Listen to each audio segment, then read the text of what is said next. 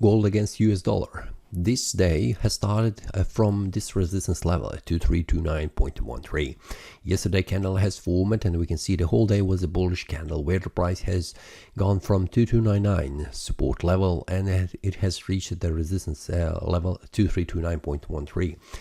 This yesterday candle has been completely bullish, and if we take a look here, the price has stopped just here where the start of this confluence of resistance is, where we have this horizontal resistance and we have here the daily trend line, which is currently acting as a resistance. So it will be a little bit hard for the price to make this bullish breakout above this price level because of this strong resistance. Yesterday candle we can see has stopped right here at the support level, did not manage to go even more down, could not manage to make a breakout, a clean breakout, which would be bearish breakout below this support level to move further on below this one.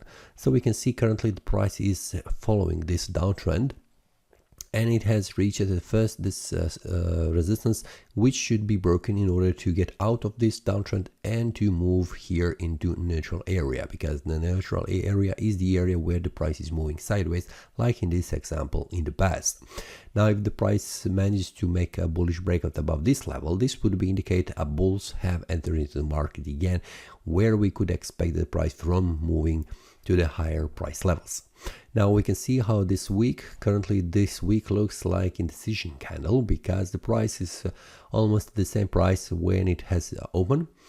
The price has reached the lower side, which is 2299 support level, and it has bounced back up. Now we can see that the price is bouncing between these two price levels, where the price seems that he's stuck for the last 3 weeks. Now, how the day will close, it depends, but we also need to pay attention that today is Friday, and Friday is usually when the traders get out from their trades, locking their profits, but we'll see what happens today. It is also very important to see what could happen on the market, and for that it is the best to watch on smaller time frames. Where the price is heading, and also is it making a breakout or bullish or bearish, and to see what are very critical levels. Now you can see that on the 4-hour time frame and the 1-hour time frame we have here smaller support and resistance levels, which are indicating where the price could stop.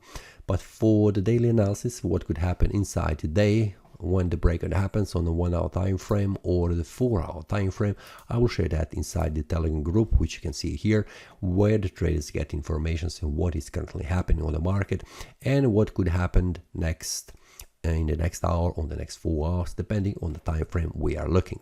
The link will be below in the description. If you would like to check the Telegram group, you have also a free trial.